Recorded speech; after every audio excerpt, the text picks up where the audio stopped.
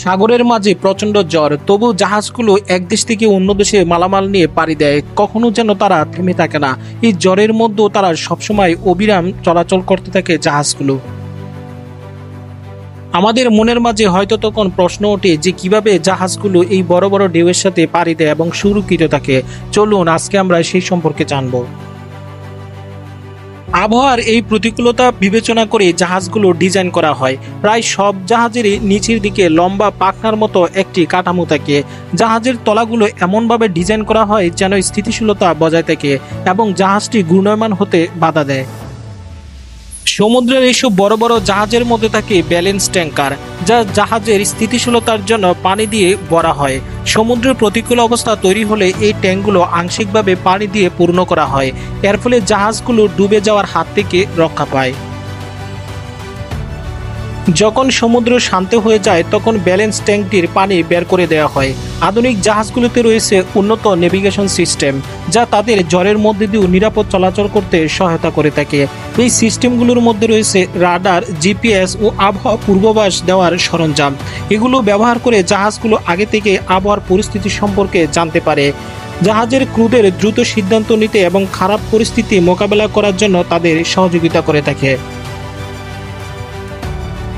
তাছাড়াও জাহাজের নাবিকদের প্রতিকূল অবস্থা মোকাবেলা করার জন্য প্রশিক্ষণ দেওয়া হয়।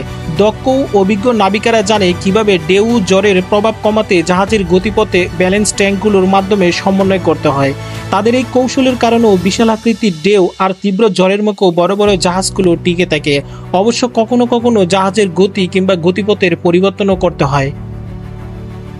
তাদের এসব কৌশলের কারণেই বড় বড় ঢেউয়ের মধ্যেও জাহাজগুলো নিরাপদ থাকে। বড় জাহাজের দুটি ইঞ্জিন কার্যকর থাকে। দুইটি ইঞ্জিন চালিয়ে অনেক বড় বড় ঢেউয়ের সঙ্গে তাল মিলিয়ে এগুলো চলতে থাকে।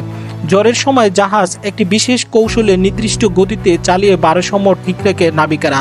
এত ঝড়ের সময় বন্দরের চেয়ে গভীর সমুদ্রে থাকাই যেন এইসব জাহাজের জন্য নিরাপদ।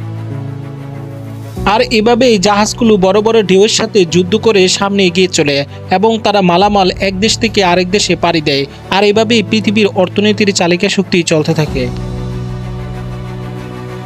তবে আরেকটি গুরুত্বপূর্ণ বিষয় হচ্ছে যে এসব নাবিকেরা খুবই সাহসী হয়ে থাকে। প্রচণ্ড ঝড়ের মধ্যেও তারা মাথা ঠান্ডা রেখে জাহাজটি পরিচালনা করে থাকে এবং কখনো তারা ভয় পায় না এবং সামনে এগিয়ে যেতে থাকে। অনেক সময় সমুদ্রের মধ্যে ঘূর্ণিঝড় হয়ে থাকে। যদি কোনো জাহাজ নোঙর করে তবে ঘূর্ণিঝড়ের সময় নোঙর করা জাহাজগুলোকে মাঝ সমুদ্রে পাঠিয়ে দেওয়া হয়। কারণ ঘূর্ণিঝড়ের সময় যদি সেগুলো নোঙর করা অবস্থায় থাকে তখন সেগুলো একটির সাথে আরেকটি ধাক্কা লেগে ক্ষতিগ্রস্ত হতে পারে।